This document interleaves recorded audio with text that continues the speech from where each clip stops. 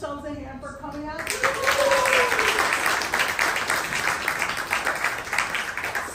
we are going to bring up one person after another. We're going to have a good time, and you're really going to have fun. The first guy I'd like to bring up is a second-time student, big hand all the way from Milford. Stan!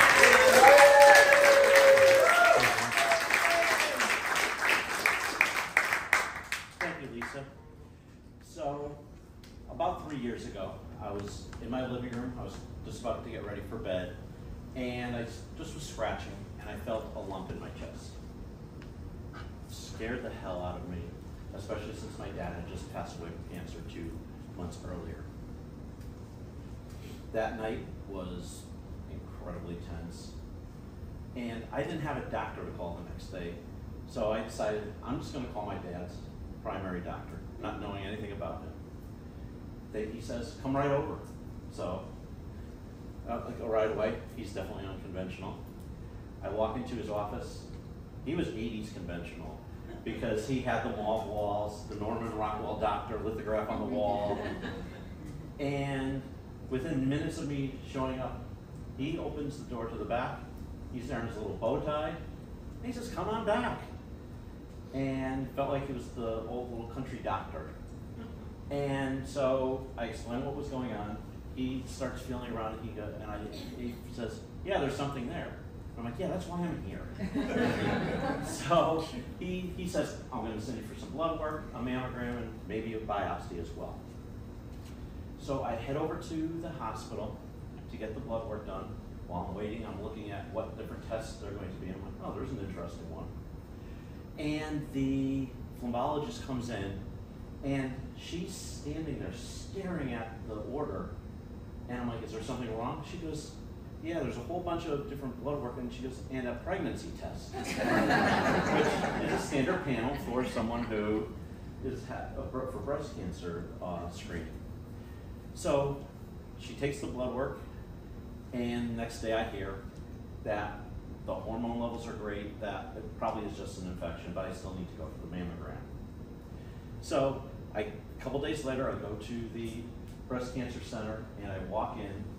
I'm feeling tense, and I have no clue what to expect, seeing I'm a guy. And as I walk in, all the women that are sitting there, all their eyes look up and like, and it's like, okay, they're figuring, well, who is he here for? And I go, I get the clipboard from the front desk, I turn around and everyone's eyes are down, except for one older woman. And this woman is staring at me the entire time I'm filling everything out. I'm almost to the point of going, do you want to see something? And so as they call me back, she's still looking at me, and I'm like, have a nice day.